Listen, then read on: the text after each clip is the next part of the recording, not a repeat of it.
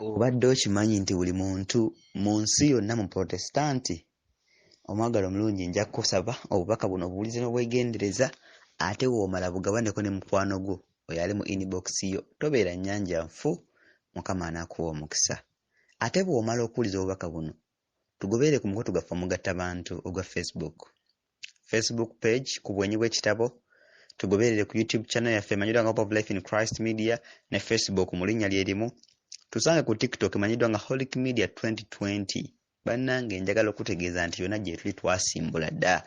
Abali ku Telegram gye tuli Hope of Life in Christ Media, abali ku Twitter mutu following mutu liking, bannange musobole okuwagira obuweereza mu ngeri enjawulo. Obadde okimanyi nti buli muntu mu nsi mu Protestant katweyongereyo n'okusaba oluvannyuma obubaka bwaffe busimbule tugende mu maaso. Oli mulungi Katonda waffe w'okkiriza tulabe ku lunaku lwa leero nga tukyali balamu nga n'enkutegeeza kyatukubira enduulu ogulumizibwe ennyo otenderezebwe obw'ekitiibwa kubanga osaanidde. Katonda waffe oli Katonda ajjudde ekisa n'okwagala, tukwebaza tukusinza kuba gwe Katonda asaanidde okusinzibwa. Bwe yakola eggulu n'ennyanja, ensulo z'amazzi, ebisolo byonna ku nsi, ebinyonyi byonna ebibuka mu bbanga, ebyewalula byonna ku ttaka, Mukama na buli kintu kye tulowoozaako, ensozi empanvu, ebibira, emiti, Mukama buli kimu kye watonda nga kirungi nnyo. Weebazibwe kuba ate ffe watonda mu kifaananyi ky'okutwawula ku bisolo ebirala, okutwawula ku bitonde ebirala, n'otuwa n'obuyinza okufuga byonna. Kale nno Mukama otusonyiwe olw'okuba twasula obuvunaanyizibwa bwaffe. Omulabe Sitaani n'atulimbalimba n'atujeekadeeka ne tuva kukusinza, ne tumusinza ne tukwerabira Katonda waffe. Naye tukwebaza kubanga mu kwagala kwe okungi ate wajja n'otulokola mu ngeri enjawulo tusaasire tusobole okukkiriza ekirabo kye watuwa eky'obulamu obutaggwaawo obusangibwa mu Kristo Yesu mwokka. Tweyongere okukukkiriza, tweyongere okugoberera, aye tukole by'oyagala ng'okubuulira enjiri, tukole by'oyagala ng'okuyamba abantu bannaffe mu ngeri enjawulo ennyo liguzibwe tenderezebwe bannaffe tuba omukisa mu maaso go. Bwetyo tusabe okuyita mu Kristo Yesu Mukama waffe, amiina. Abaagala obubaka bwaffe buliko omutwe ogugamba nti obadde okimanyi nti buli muntu mu Protestant bugenda kubaamu ebitundu eby'enjawulo, era kino kye kitundu ekisoose mu session eno. Obadde okimanyi nti buli muntu yenna mu nsi mu Protestant. Omuprotestant y'ani? Omuprotestant kigambo ekyagandawazibwa, kigambo kya Luzungu Protestant, naye nga omanyi bajjajjaffe baali abakalabakala bwe byabalemanga okukyusa baabikyusanga nga babiwulidde. Protestant ye Mupolotesitante ye. Omuprotesitante y'ani naye? Protestant ye muntu awakanya ekintu ekimu oba ebintu eby'enjawulo ebyo by'atakkiriziganya nabyo mu ndowooza ye. Omuprotestant ye muwakanyi, naye nga tawakanya kukuba bukubi mpaka za bigambo, naye ng'awakanyiza ddala. Mu kuwakanya kwe akozesa byonna by'asobola okubeera nga ky'atakkiriza akiwakanya. Ayinza okukozesa amaanyi, ayinza okukozesa ebikolwa, ayinza okukozesa ebigambo n'awakanya ekyo ky'atakkiririzaamu. Abaagala balungi obadde okimanyi nti buli muntu ku nsi muwakanyi era olina kyawakanya.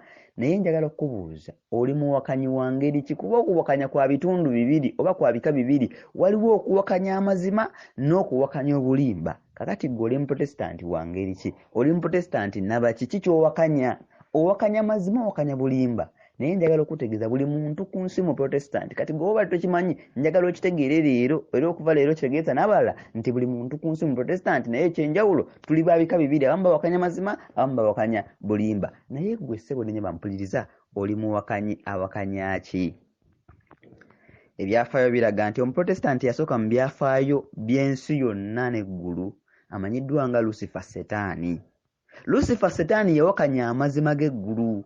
Yagamba bamalayika nti Katonda tagwanidde kusinzibwa, era yagamba nti Katonda n'akyemalira atafaayo eri ebitonde bye era nga tabyagala. Setaani yagamba bamalayika nti Katonda gwe tusinza gwe tuweereza mbu yatutonda, bannange tatwagala, nakyemalira, yeefaako yekka, ffe tatufaako. He doesn't care, he doesn't love us. Ono nakyemalira, ye ebintu abikola nga bw'ayagala, teyeebuuza, tawabulwa, tateesa, kwegamba ye muzibu nnyo. Setaani bw'atyo nga bw'ategeeza bamalayika. Era njagala okutegeeza nti yabasuubiza nti ye ajja kubawa ekyo Katonda ky'ataasobola kubawa.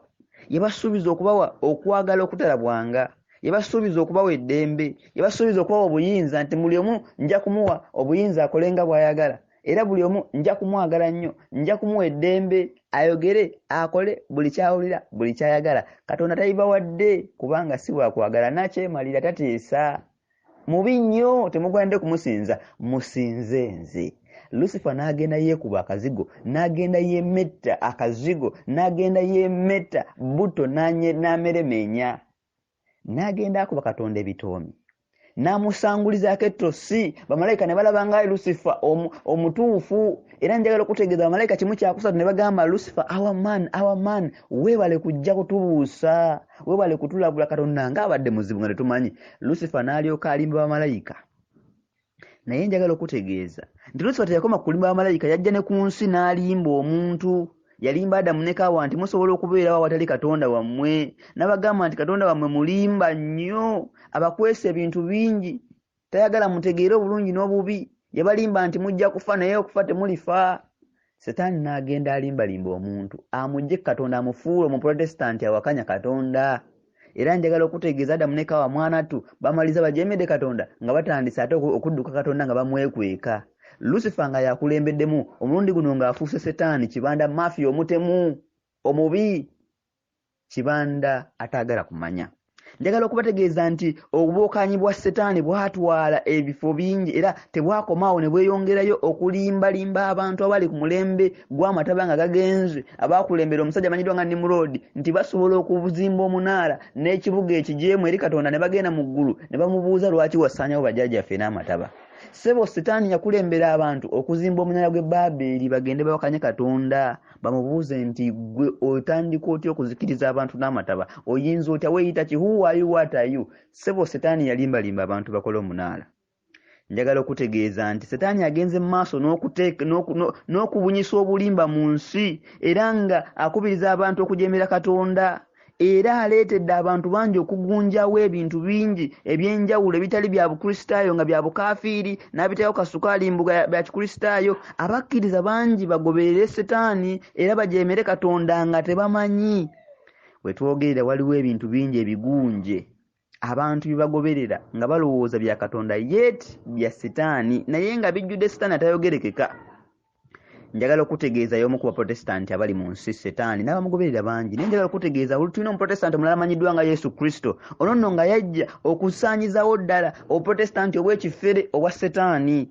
Yokaana 1:38 Bayibuli egamba nti akola ekibi wa Setaani kuba okuva ku lubereberye Setaani akola bibi. Na bwe kityo kyekino ekyalabisa omwana wa Katonda asobole okusaanyaawo emirimu gya Setaani. Abaagala balungi njagala okubategeeza nti Yesu yajja okulwanyisa obulimba bwa Setaani n'okuleetera ensi amazima kubanga yekkubo n'amazima n'obulamu. Yokaana 14:6 bw'agamba era ye yajja okutuwa obulamu mu bujjuvu. Yokaana 10:10. Njagala okutegeeza nti yajja okubuulira ensi nti Setaani abadde abalimba. Bye bategeeza nti okufa temulifa, wemala okuboononesa abantu batandika okulwala batandika okufa. Naye njagala okutegeeza nti Yesu yajja okusasula n'ebbanja lyaffe okutulaga nti Katonda bw'akwagala wakisa tabangako n'akyemalira nga Setaani bw'aclaiminga. Njagala okutegeeza nti Setaani alimbye abantu bangi okukola ebintu eby'enjawulo bye tugenda okulaba episode yaffe oba mu kitundu kyaffe ekyokubiri.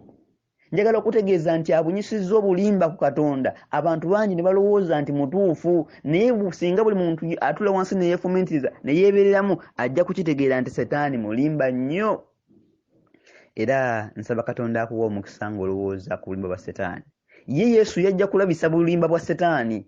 Nabwe kityo naffe abamugobera tulina okulabisa n'okwanikira ddala obuziina bwa Setaani abantu babutegeere nti ye mulimba. Agamba abantu nti ye waakwagala so nga abonyaabonya yajja ne mission emu kubba kutta na kuzikiriza. Naye abantu balowooza nti abaagala kitalo nnyo kitalo ddala. Setaani tayinza kwagala muntu. Era Abapulotesitante bagoberera Setaani njagala okubategeeza nti baakuzikirira. Era njagala n'okutegeeza nti geyeena yateekerwateekerwa Setaani ne bamalayika be. Naye buli Mupulotesitante n'agoberera Setaani agenda kugenda mu muliro. Mukama nsaba tusaasirwe ebigambo ebyo. Episode number 2 oba part number 2 egatutegeeza biki Setaani bye yagunja mu bantu ebyenjawulo. Tulabye kuzimba omunaala ng'ababuulira amagezi n'abawa ne plan naye neemaliza ng'egudde butako. Katonda tayinza kumanyiirwa. Obulimba bwa Setaani bwamaliza nga Yesu amugobe mu ggulu ne ku nsi n'amulumbayo era agenda kumuwangula era yamuwangula. Era njagala